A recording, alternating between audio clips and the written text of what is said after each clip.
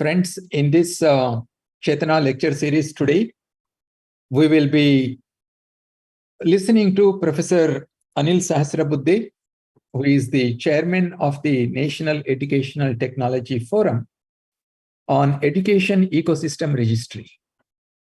As you know, the National Educational Technology Forum has been suggested in our national education policy, which is a platform for exchanging ideas on how we can use technology in our education for learning, assessment, planning, and administration.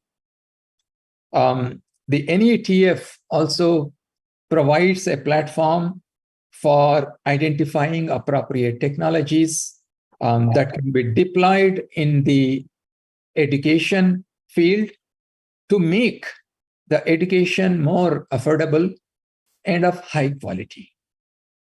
And as part of the activities of NETF, NETF has come up with this new scheme called the Education Ecosystem Registry.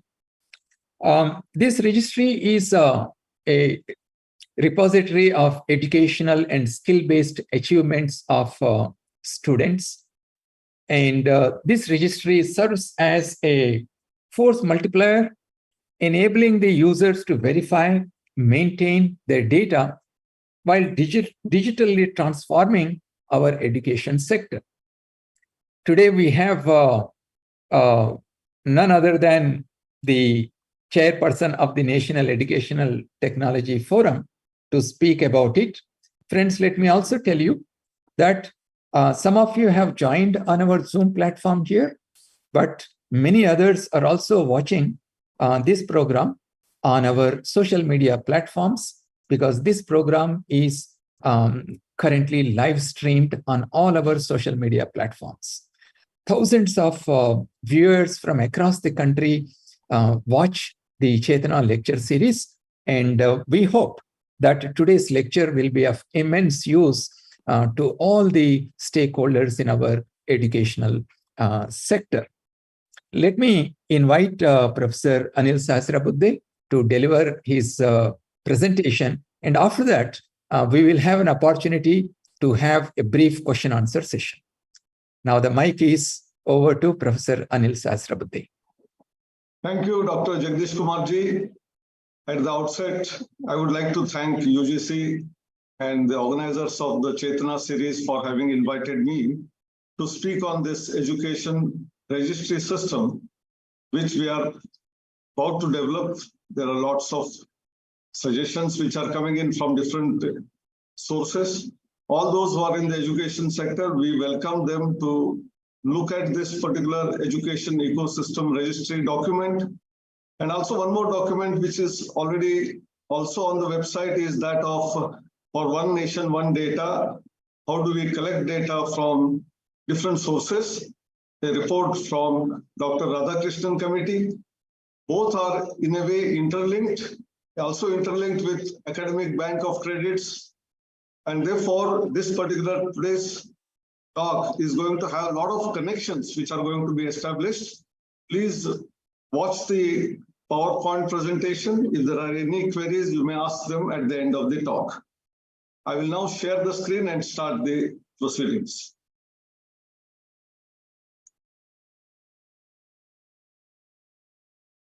Is the sharing visible now? Is it visible? I hope it is visible. Yes, it is visible. You can go ahead. Yeah, thank you. This is the Chetana online education series on Education Ecosystem Registry. And I would like to briefly introduce few important things which are there in the NEP 2020 as a background, which connects all of this. First and foremost, NEP talks about multidisciplinary education, multiple entry-exit, academic bank of credits, credit transfer from one university to the other university, opportunities for internship, also apprenticeship embedded degree programs, mandatory rating and accreditation of institutions, ranking of institutions. There is a mention of Indian knowledge systems and how those credits can also be transferred to the academic programs. There are UGC regulations already in place to have more than 20%, now up to 40% of the credits earned from Swayam. So there are various things which have been happening, and therefore few projects have become almost inevitable. That is, in the education ecosystem, the registry is very important. I'll come to why registry, what is registry, etc. And then the platform of One Nation, One Data and Academic Bank of Credits. These are all interlinked with each other.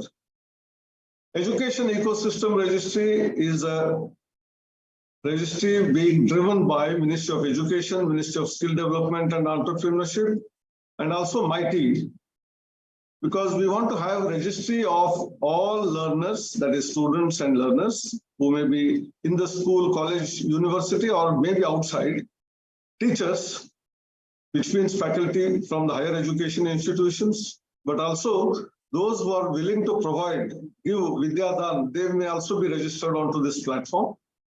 Skill providers, individually, as an institution, as an organization, or as edutech companies and startups. This is a huge ecosystem for education, starting from what we call today in the new education system of, instead of 10+2, 5+3+3+4, starting at the age of 3 in the school education, pre-primary education system. We want to connect all of them through this education ecosystem registry.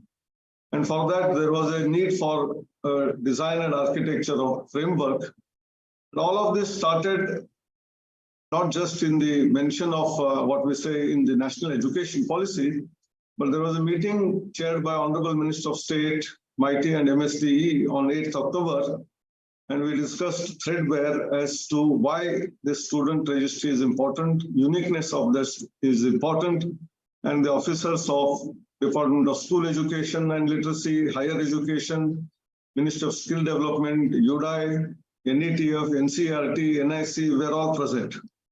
Major discussions were on how do we create this and how it is going to be useful. And based on this, it was decided that there must be a single common student and teacher faculty registry, which will be created across departments. So it is not that there is a different ID in school, a different ID in higher education, different ID in the skill ministry, or when he goes for a job, etc. But there must be a unique single common ID. And this will have great value because all the authentication, all the certifications which a student gathers will then be available as digitally signed certificates. Its authentication being established, one need not carry physical certificates wherever some candidate goes from one place to the other place. There are some use cases which I will show in terms of even short videos, but more importantly, ease of doing business in education sector is what is envisaged in the process. So how is this student registry to be created? Student registry will be assigned based on Aadhaar authentication by UDAI.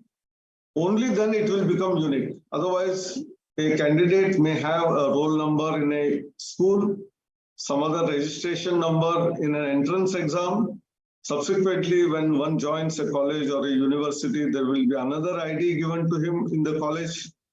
And the uniqueness will not be available unless that same very individual is connected through all these roll numbers which one going to get from various organizations. And that's why authentication using Aadhaar was a very important basis. And this uniqueness then can be taken forward in all the applications. So a steering committee was set up under the chairmanship of Chairman NETF with representatives from all the sectors that represent education, school education, higher education, skill education, and also MIT, and their organs like NIC, UDAI, MyGov, all of them were also part of this whole system when we debated and discussed.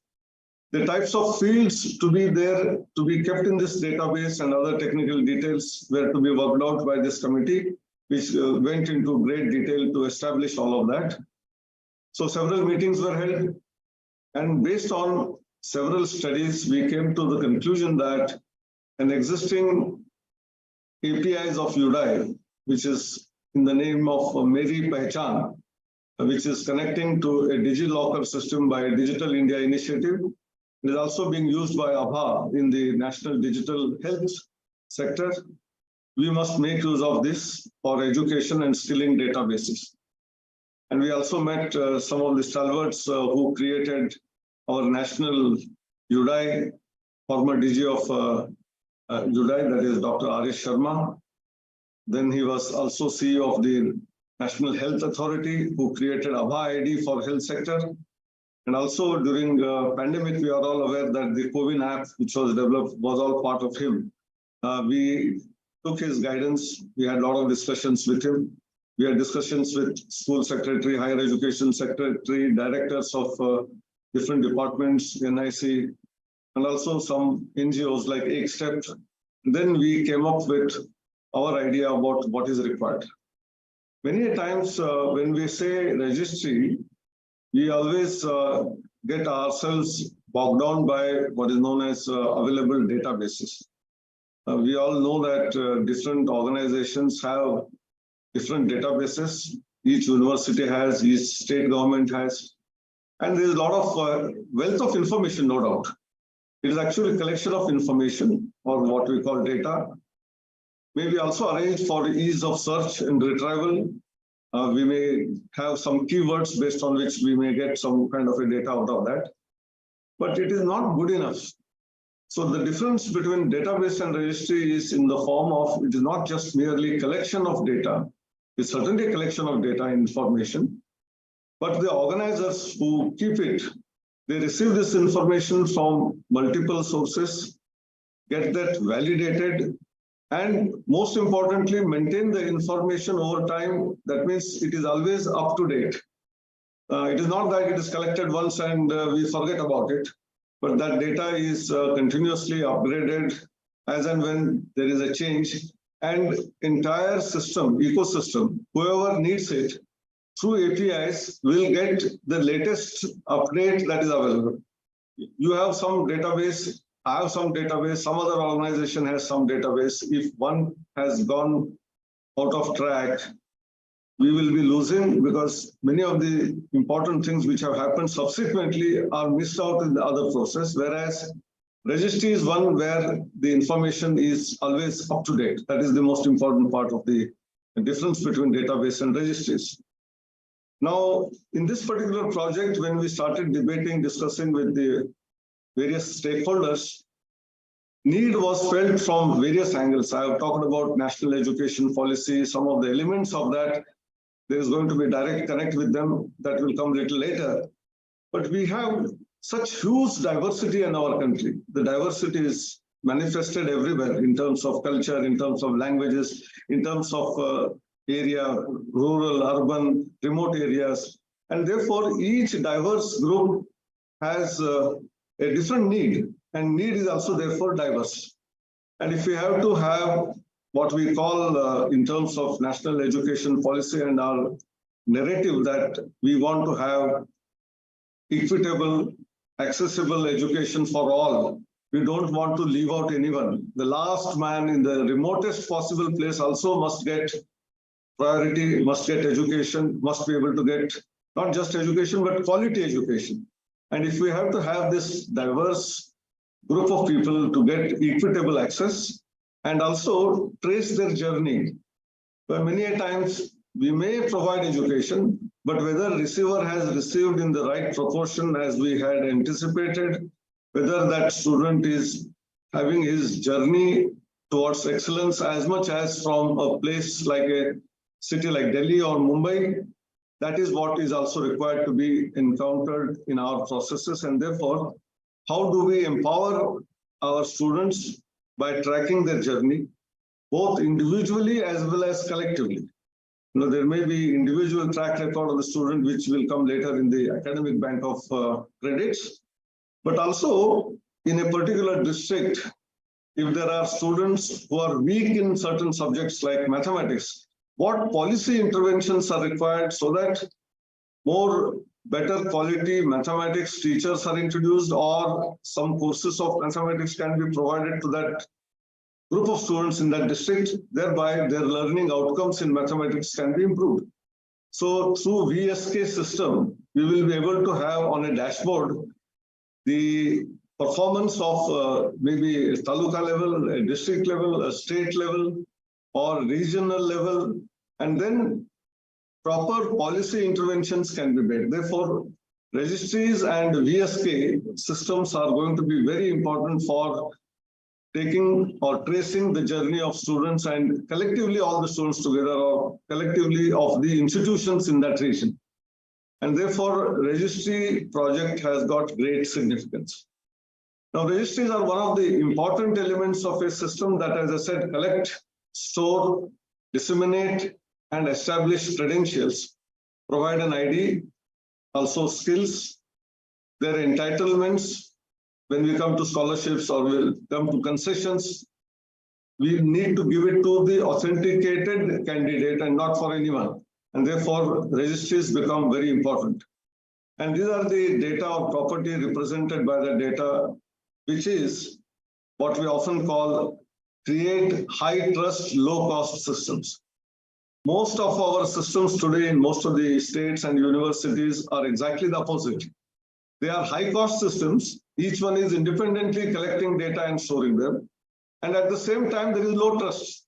Because when it is to be shared with another organization, there is no guarantee that that data is authentic, that data is accurate, that data is useful. And therefore, our whole systems, the way they are operated in terms of databases being present in different corners of the country, they are all high cost, low trust systems. But we often say in education system, when we talk about universities and colleges to be given autonomy, there is a high trust which is to be imposed onto them. And this high trust comes from high trust, low cost systems such as what we are calling as registries.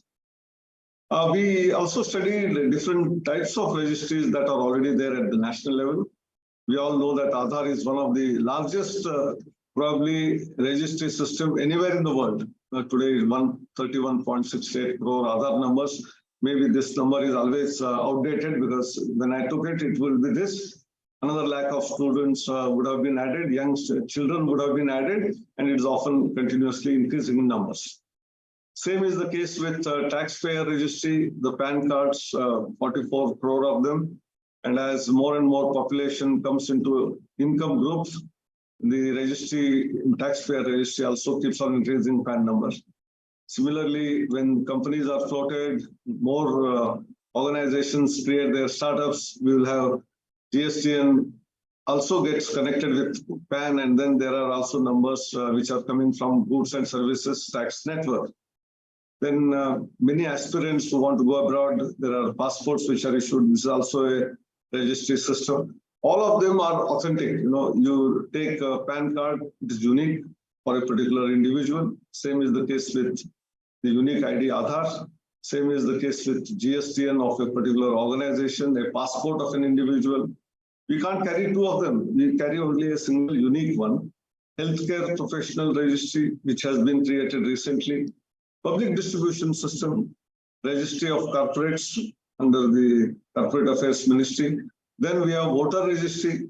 You can only be a voter in only one place, not in multiple places. And today, since they are all connected through what we call EPIC and the APIs, if a voter is in some state, such as say Maharashtra, comes to Delhi, the registry will only allow when you dissociate with the earlier one, you can get a voter ID at the another place. So that is the same philosophy which is required in our education system.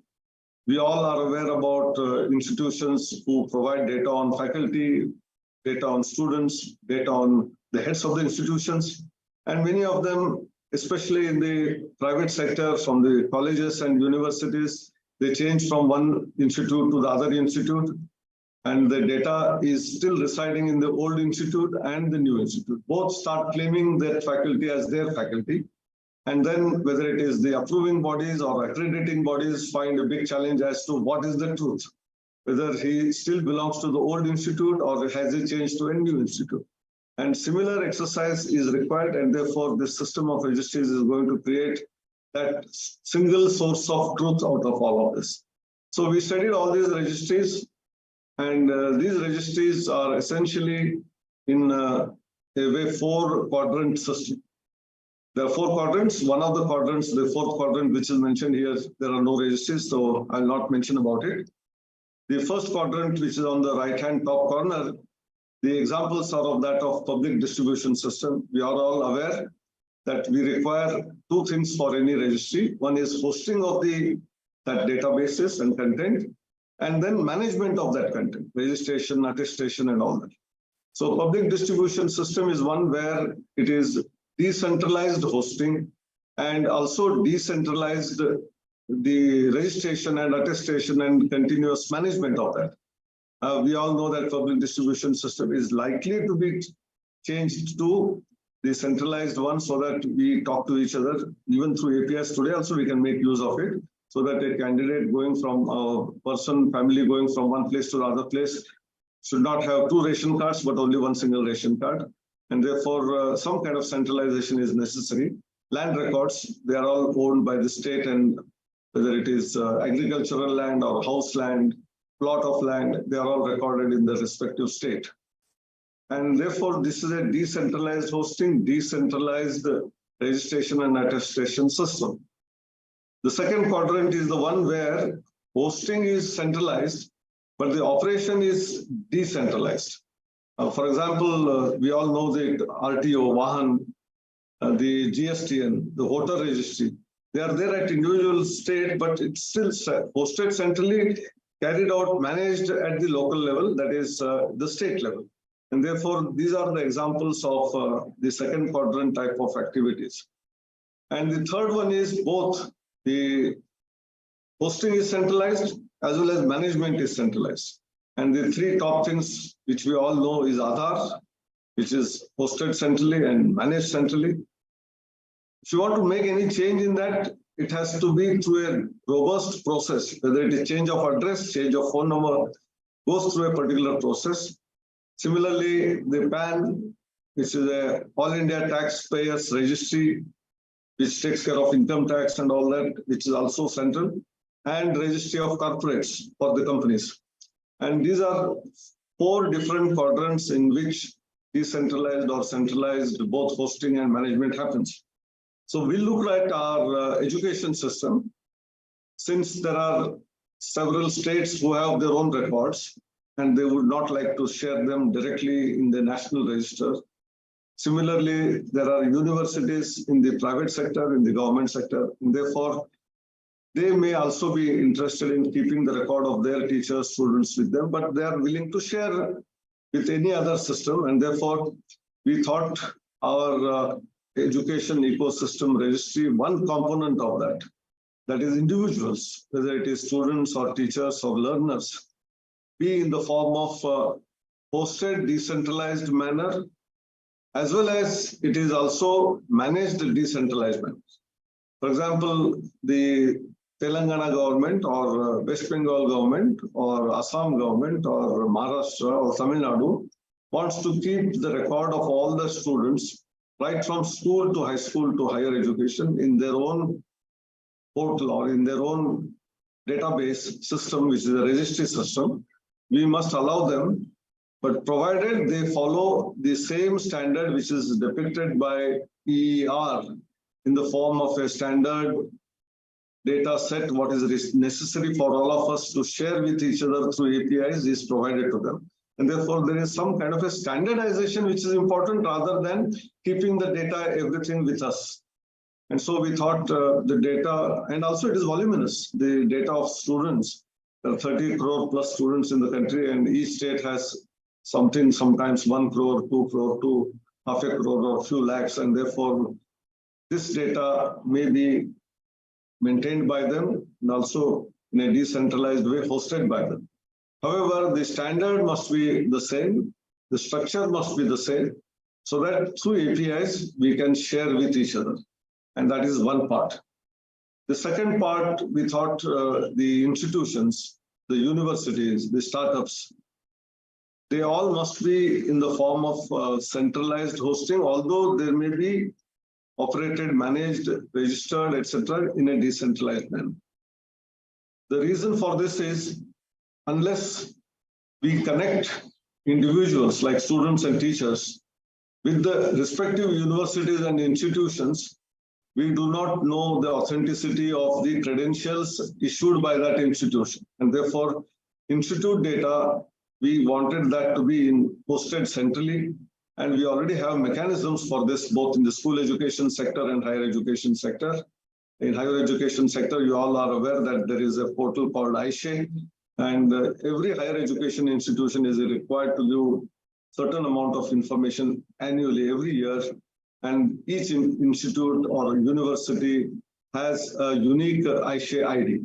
So making use of this ID and an authorized person who is permitted to vet all the students who are part of that particular university or the college, the credentials that they earn from out of this, and that individual who is authorized gives digitally signed certification of all the students and teachers in whatever respect is required, then we have faith and trust in the system. And that's why the names of the institutes, universities, they all may be 50,000 colleges, around a few lakhs of schools. If that data is hosted centrally, we have a unique ID for each one of them. And we have an authorized person from that organization as decided by that organization. This can be operated, registration, attestation, etc., the decentralized manner inside the state or inside that university for every affiliated college. But as long as the data is flowing in to the centralized hosting system, we will have control over that. And that is why the entire hosting and management is decided into quadrant 1 and quadrant 2. This was what was debated, discussed, whether everything should be quadrant 1, everything should be quadrant 2, or everything quadrant 2, or everything quadrant 3. We had lots of ups and downs and discussions, and finally we came to conclusion as to student, teacher, individuals under category 1, that is quadrant 1. And in quadrant 2, the institutions of entities such as university, institutes, startups, education providers, skill providers, they will all come under this category. Then this need for the 4th generation electronic registry was re-emphasized because of the 3 important reasons. As I said earlier also, that the data that is available in different sources, it is not real time. It is data, certainly, but data collected at some point in time.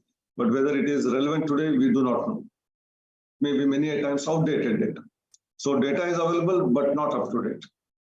Forcing the department to do same exercise time and again, almost on an annual basis. And that is why when we look at our approval system or accreditation system or ranking system, what happens is every year, there are at least 7-8 organizations who keep asking data from institutions, and they have to keep on providing because what is given last year is no more valid and therefore updation is required. Whereas if this was open all the time and then data is updated by the organization, decentralized management is allowed, obviously the data will remain up to date. The responsibility then lies on the institution. If they are not updating, it is their problem. It is not the problem of the organization. And that's why this no real-time data available or outdated data is to be taken care of through this registry system, which is a 4th generation electronic registry. Second part is reusability. Data may be maintained in one system, but is not available to be used by any other system or any other department, any other organization in the same country. Many a times, institute has applied for approval of AICTE and therefore data is given. But when that institute goes for accreditation, the NAC or NBA again asks for the same data. And since the data mobility is not there, institutions have to put in several people for doing the same data collection, submitting to the organization. And that's why many a times one is non-reusable is one part, but most important is this data is not trustworthy. And why it is not trustworthy? The data which is given by the same organization to different systems, maybe accreditation system, ranking system, is at times at variance for 2 different reasons. many a times we always assume that fake data is being submitted by an institute. Maybe sometimes some institute may be doing that as well. So that also has to be caught. And that's why we need a very robust system which will have authentic information to be collected. But more importantly, since the head of the institution is bogged down by giving this data multiple times, many a times this task is given to different people in the organization, and depending on their understanding, they will fill the data. And in fact, they also don't do it. Dean will give it to his assistant registrar. He will give it to some clerical staff, and each time different person is feeding the data. And therefore, there may be mismatch between the data submitted to different places. And if we start comparing them with each other, we find that there is a lot of discrepancy and the trust is lost. And that's why the registry system will create availability of digitally signed data, which can be then exchanged between different systems much more easily. Hence, the whole philosophy is that of creating a federated, standardized, compatible, but still unified, interoperable, open API-based fourth generation electronic registry, which then naturally will be authentic, trustworthy, up-to-date, and reusable for different applications and ecosystems. As we go along this presentation, you will find that there can be hundreds of applications. We have seen similar exercise in our financial system when the UPI was created.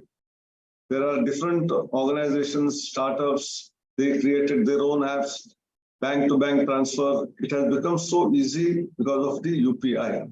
So this whole exercise of creation of fourth generation electronic registry for education ecosystem will be an equivalent of UPI in education system. So the design, the framework, the architecture of this is going to be now briefly explained. When we say that it is going to be a solution which is going to be on a federated, decentralized registry, naturally with Aadhaar ID as the primary user identifier, we decided that this should be implemented in this manner. Also, open API backbone API gateway manager, which will be exclusively for the entire education ecosystem will be developed. So even though the registries may be decentralized, the APIs will be talking to each other for different systems, and the data will be collected from one system to the other system seamlessly on that particular system being in the same standardized form. And that's why standardization becomes important.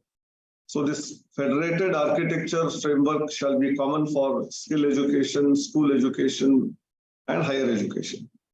And the decentralized and federated architecture for registries will have no new IDs for each one of those components.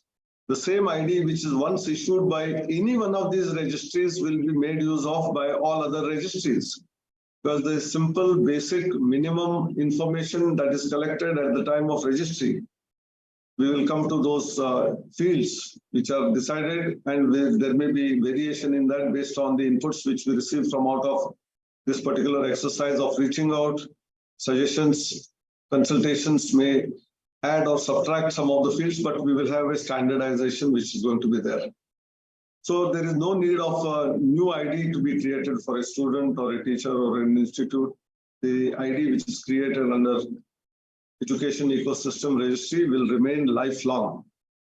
ABC ID was proposed to create unique student ID after multiple deliberations, because already the Academic Bank of Credits, which has been opened up by the MyGov and DIC, has already issued ABC IDs for students, and each one of them is already authenticated by Aadhaar. So if someone has already created a registry with a backend support of the Aadhaar UDI and is validated to be unique, making that particular student or an individual to go through this drill once again is meaningless. So we are talking here about what we call single sign-on. So once you have signed on and you are part of the system, even if you go from one system to the other system, portability is the key word which we are going to use from one place to the other place. And there are certain conditions which we will have to undertake. So Aadhaar and PAN authenticated ABC ID shall become a common ID for students and teachers. In fact, we want precisely Aadhaar as the basis, but in certain cases, some of the teachers in the past, we have found that they were not willing to give Aadhaar number because Supreme Court had directed that it is not mandatory, except in the cases where financial benefit is going to be given to an individual, Aadhaar can be made mandatory. That's why for scholarships, it is mandatory. For certain other activities, it is financial activities. But therefore, we decided that alternately, in such cases, we can have PAN authentication for ABC ID, and then the ID of teachers also can become unique. Similarly, there were queries which were asked, what will happen to the foreign students who come for studying in India? They don't have Aadhaar, they don't have PAN. Therefore, we decided for foreign students, a common ID will be the passport ID. So all countries have authenticated the student based on that visa is given, and then he comes or she comes for studies here. So passport is another common ID for foreign students and teachers who come in here. Well, the Education Ecosystem Registry will, again, I'm repeating some of the things so that it drives down. We have these data of schools, colleges, institutes, universities in our place in different formats. I already talked about iShay. iShay collects data of all the colleges and institutes and universities of higher education annually. All 55,000 odd institutions have a unique iShay ID. So this ID can be used directly as the ID at the back end or verification, and the institute ID can be created, which is unique. Similarly, for schools, UDICE has its own ID system, and UDICE can be used for that. And for companies, EduTech or otherwise, or startups, we can rely on GSTN, which is also another type of ID, which is centrally decided, which can be made use of by us. And as I already said, DigiLocker-based unified learner support system or learner passport system, now we are going to call like DigiLocker, EduLocker for all individuals. And this EduLocker for individuals will be available on the MyGov through DIC, aligned with National Academic Depository and Academic Bank of Credits. That means the entire student's journey can be tracked through ABC on the DigiLocker, which is EduLocker. Then AI-based key performance indicators of a set of students or a district, as I said in the beginning, or a whole state or the region can be made use of by pulling out that information, which is going to be emitted by that different registries in the form of dynamic drill down reporting. And we can have a dashboard where we know that overall the student learning outcome is better in X state vis-a-vis Y state, whereas a state like Z is doing pretty well in sports and cultural activities vis-a-vis X state. All of this emitted data may then be made use of by those respective states or the regions in order to make course correction. If we are weak in some subject, how do we improve it? If we are good in something, how do we improve it further to become national, internationally better? I think that is the kind of AI-based key performance indicators will be emitted, which will be visible under VSK for all people to see. You may not get an individual's information because it is privacy of the individual, but a collective of all of those students in that institute or of that state or of that district is visible through the VSK system. So a lot of data analytics can be worked on that. A lot of modules can be developed by individual states or universities in order to do better and better. So there is a lot of scope for different types of people to come forward, to create entities such as startups to help institutions to gather all of this. And still, the privacy of the student and teacher is maintained, data is maintained. The owner ultimately is the individual, that student or a teacher or an institution. Only through consented data sharing, this is going to be used according to the compliance to NDR and India 2.0. The entire structure is defined in a manner that it is NDR compliant and India 2.0 compliant, and sharing of data is only through consent. A set of registry specifications, as I said, core minimum data model, which is discovery based. I will come to discovery based important things which happen for students and faculty when they want to go from one place to another place, make aware about various facilities that are available. This discovery through the registry specifications is going to be important. And I repeatedly said authentication and profile sharing through API specifications. So all said and done, it's going to be easy onboarding, eliminating repeated data verification. The trouble for institutions and individuals is going to reduce. Persons changing from one state to the other state, one college to the other college will become very easy through this particular registry system, and a single sign-on using existing IDs can also be made use of. So this is a simple design principle in 9 blocks, which is given: purpose-driven digital identifier, purpose-driven uniqueness, trustability, empowerment, security of the data, universal access and interoperability, use case-centric design, minimal data model. The additional data can always be obtained later, but minimum data model. All of these are part of the ecosystem. Now I'll come to a few of the important things which is part of the design system, and all of this is shown in a nutshell diagrammatically. Education ecosystem being at the center with open APIs.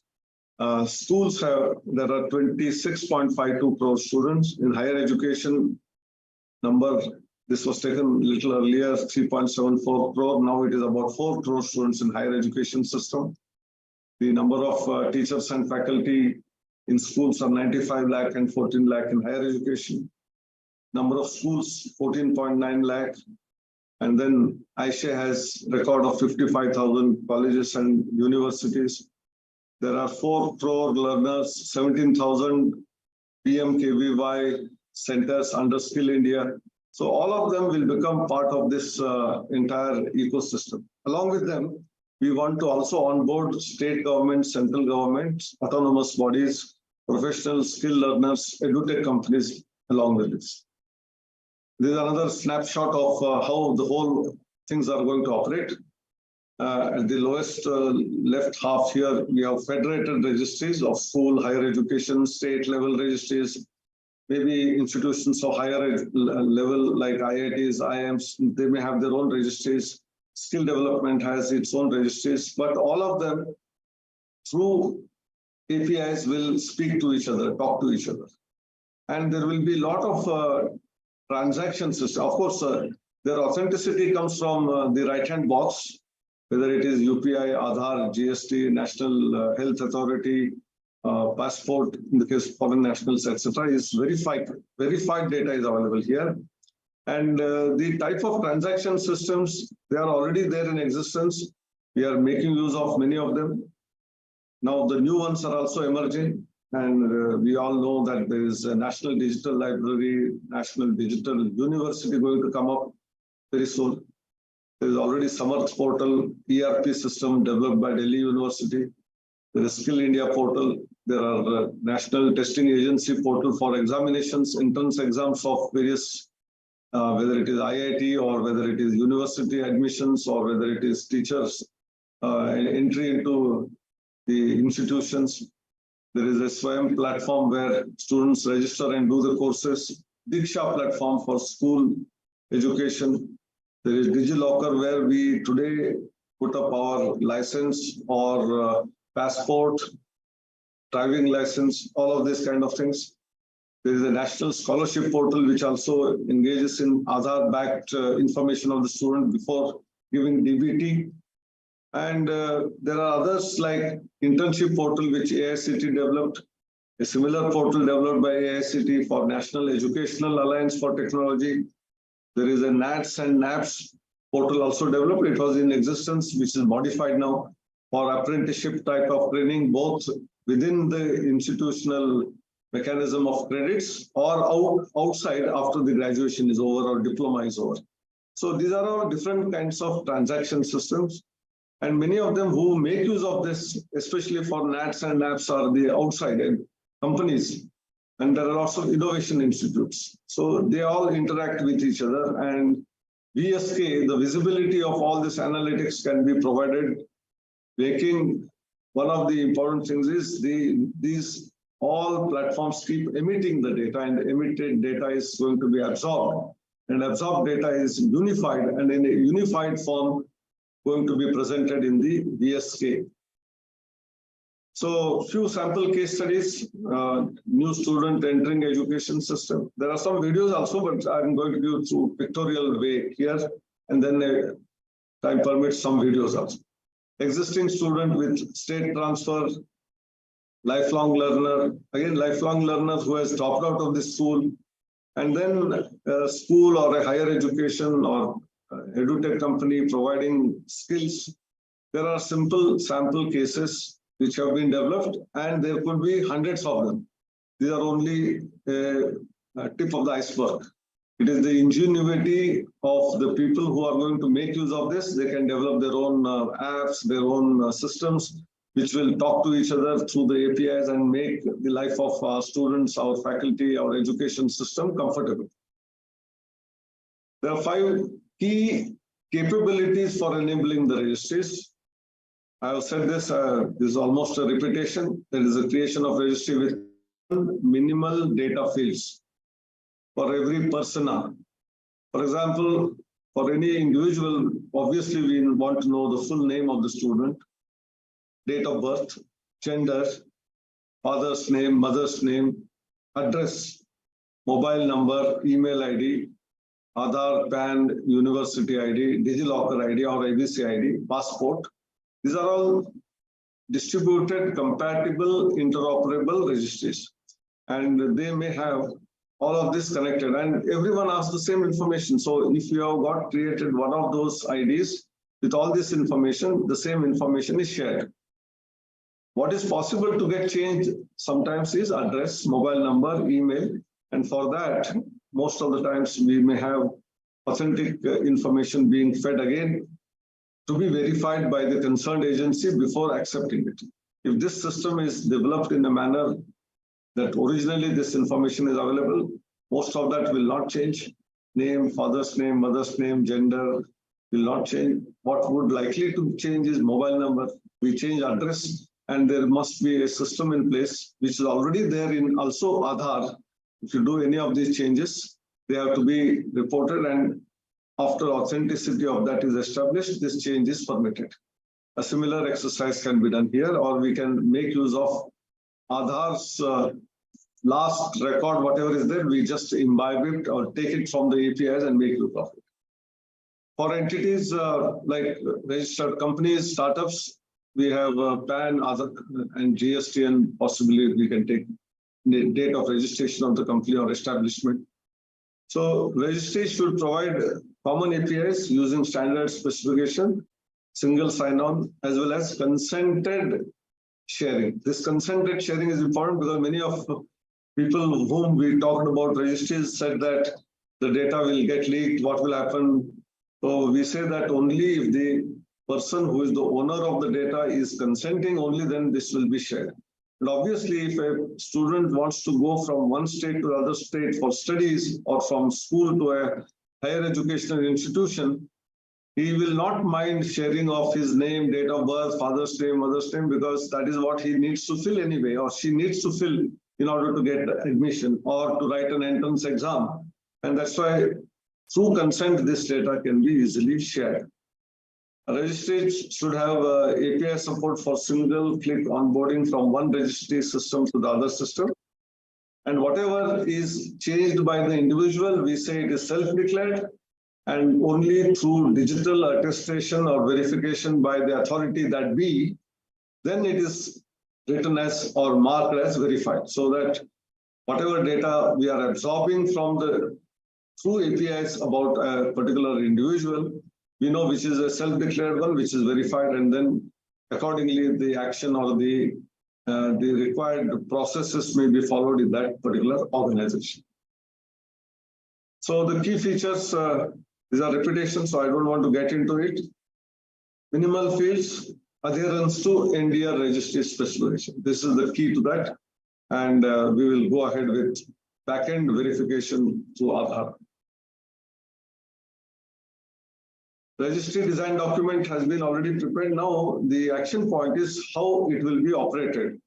And for this, there were meetings. We showcased all of this to the secretaries. We had a lot of discussions. This document is available in public domain for views and comments.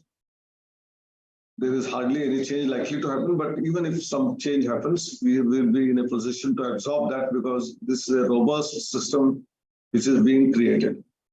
And that is why this stakeholder consultation was very important. There is a text schema and open API specifications based on finalization of the data fields, other integration specs, etc. We will take care. The implementation authority would be Digital India Corporation. We have given them this task, technical agency for implementation, along with NETF. And as far as prototype is concerned, the prototype will be made available, user flow, user interface will be made available.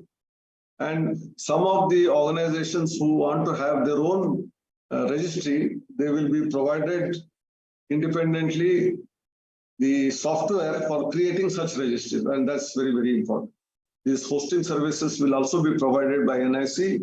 If the state does not have web service hosting, for example, cloud on either NIC or anywhere else they can put in. There were some potential risks which we have mitigated. We have taken care of them. So this presentation is available. People can look at it. I don't think this is important. All the risks are possible to mitigate and we analyze them as well. And these are those 5 case studies. I'll just quickly tell what it is all about. A new student, for example, a student in Telangana at the age of 3 gets registered, goes through foundational stage of learning, then goes to a school education, grade 3, 4, 5, then goes into, see, basically 5 plus 3 plus 3 plus 4 system is depicted here. Maybe at times changing of schools, changing of the state, but the data portability is smooth, seamless. And finally, he goes into higher education system. This is one case study which is important. Similar case study after graduation or while doing graduation, he may be doing some skill courses, or after getting into a job in a professional career may start taking up few upgradation of skill courses. All of this because unique ID is there. Whatever that person does and credentials are established, those certificates will go and land up in the academic bank of credits for either encashing or for showcasing, for getting a better job or doing something else as per the desire of the candidate. So this is a very important case study which is there. There is another case where an existing student from a very remote area like Tursi, suddenly a father gets transferred. They don't know where to go. What are the schools available? So discovery, discovery is also important. She was in central school, that means CBSE. So what are the other CBSE schools which are available? And then you apply, naturally, the institutions where the seats are available, they will be able to give admission. The journey of the student will not be hampered, it will continue. This is another case study, very, very important case study.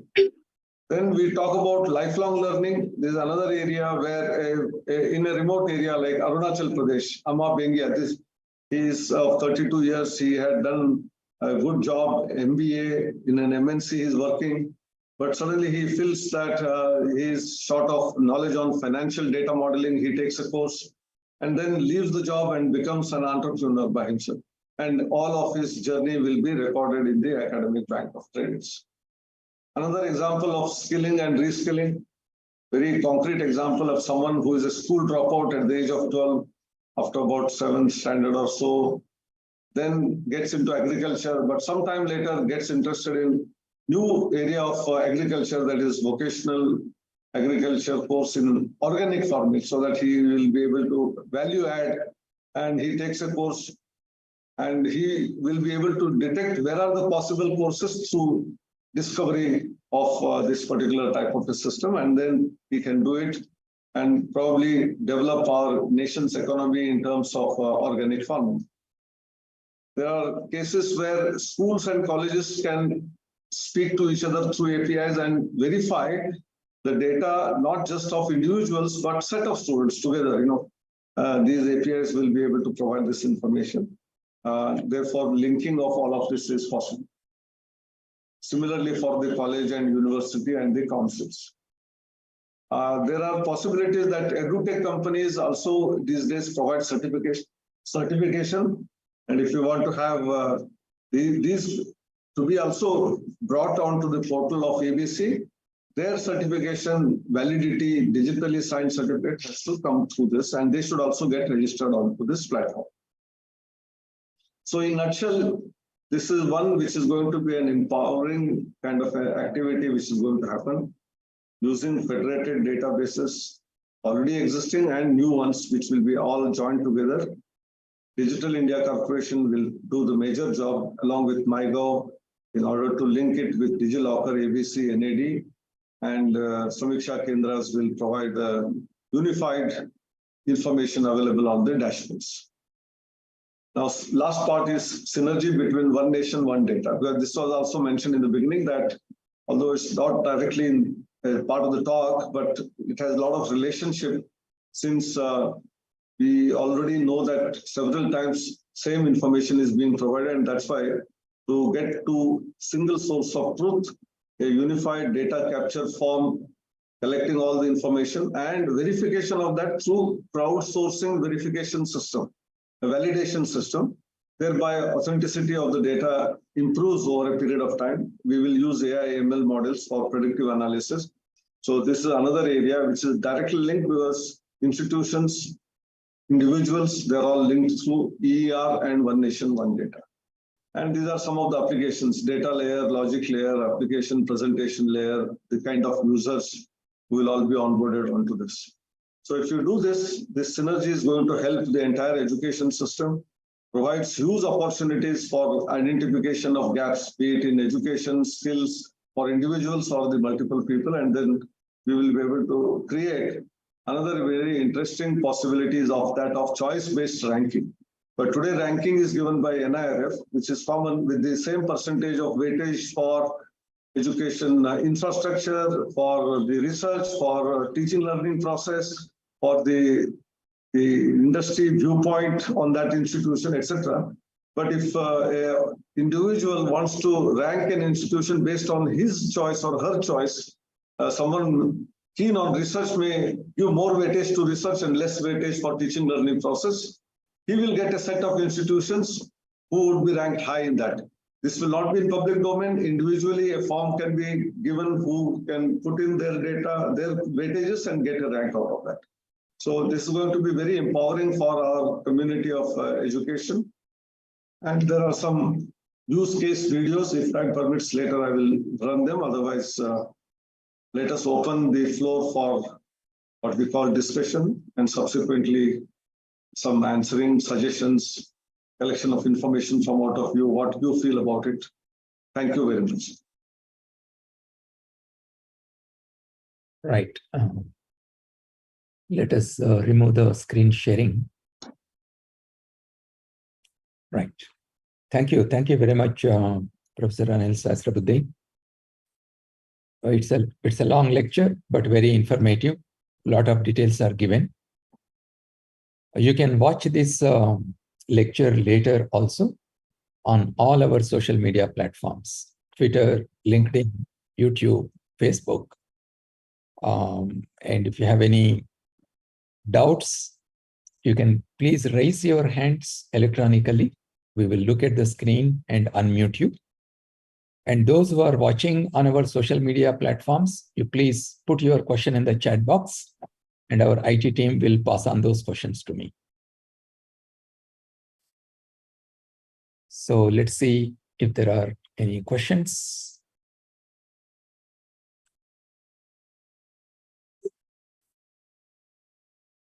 So let me see if I have any questions. Right. There is one question. what is the need of creating ABC ID, taking Aadhaar ID as a basis? Aadhaar itself is unique, that itself can be used for Indian students, right? This is a question, Anil. Yeah, I think this is a very valid point. We debated, we wanted Aadhaar itself as the unique ID, and no new ID to be given.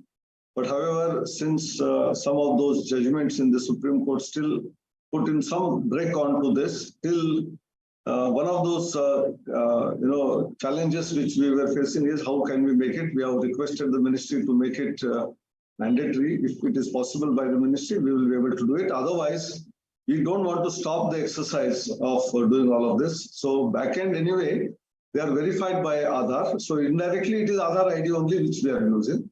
But formally, there is a new ID which is visible outside, which one can share with others if they don't want to share Aadhaar ID.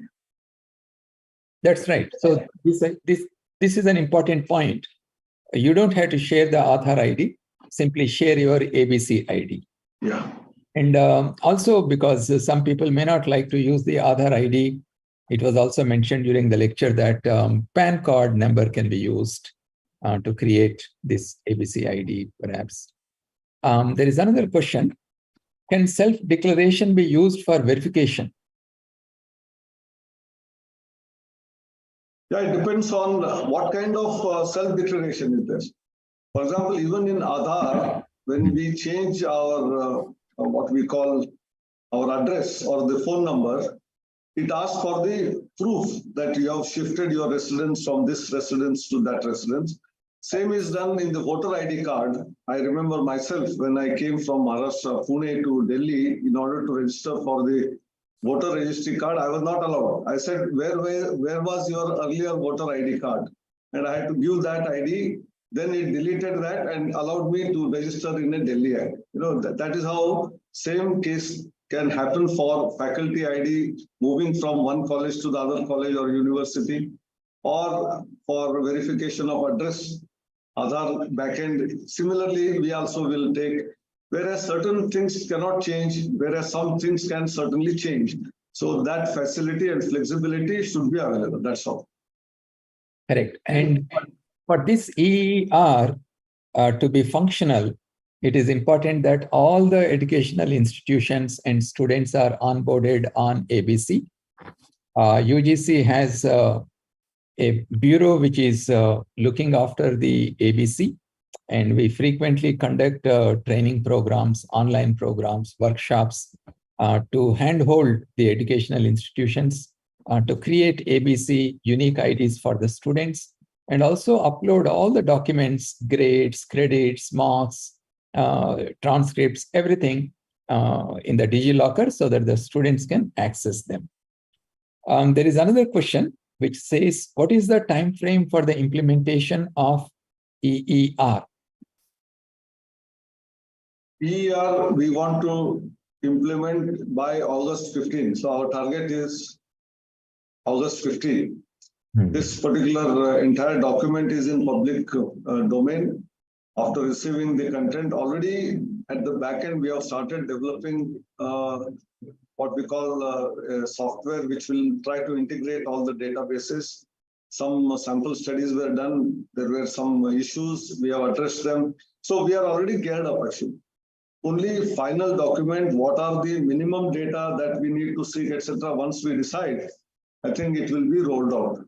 Maybe in a month's time, some reference software will also be provided. Thereby, if some state government says that we want to have our own hosting, but we will develop our own software, that is also fine. But they must use the standard data structure as what we have specified here. But if they say that we want to have our own hosting, but we want a software to be provided by you, we will provide the reference software. So the whole exercise is going to be enabling. We want to take care of every type of diversity that exists in the country in terms of their interests and requirements and liking. We will respect all of them. And therefore, without forcing, by seeing the advantage, in fact, those 4 videos, they are available on the website also. People can watch later also, not necessarily part of this program.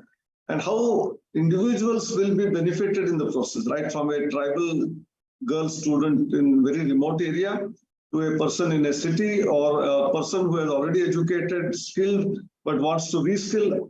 For every category, there is something to take from it. When the advantages are clear, I don't think anyone will stop from getting onboarded onto this. Right. I have a question. Can I ask a question, sir? Yes. Yeah. Sir, okay, sir. Thank you very much. So I'm Asad Khan, Director IQAC, Aligarh Muslim University, Aligarh. So it's a very good initiative. Congratulations to UGC Chairman and Sir you. I think I have a question related to a couple of portals we have to update, like CO portal, ASH, which are monthly basis, or yearly basis, are AQR, and so on regarding NAC and NBA. So does this registry help the institution who provide the data to the government in different, for example, there's a lot of parliamentary questions came from, we have to update the CO portal. So does it help us as an institution to slow down are lowering the number of matrices to provide, because there's a lot of duplication in the data we are providing. So does this registry help us to not to provide all data which has been fetched by the government directly from their IDs, or we have to provide again the same data to the different queries raised from the government parliamentary questions, or update the portals by UGC? Professor Asad Khan, a very important question, and that's why at the end, although the talk was not on one nation, one data, I also added a couple of slides on that. And EER, along with one nation, one data, will give you all that flexibility which you are talking about. And the same data need not be given multiple times. It may be asked only once, and you will edit it as and when it happens. Thereby, it is always up to date. And then at a given point in time, based on APIs, any organization for that matter, whom the consented permission to collect the data is available. It may take some time. I'm not assuring you that within 6 months, 1 year, everything will happen. But maybe in a year or two times, when the data becomes absolutely authentic and all that is available through APIs, I don't think for the parliament questions, then the ministry may have to ask you to give the reply. It can just extract from out of that and provide the information. So partly the responsibility is also on the part of the institutions who have to keep the data up to date.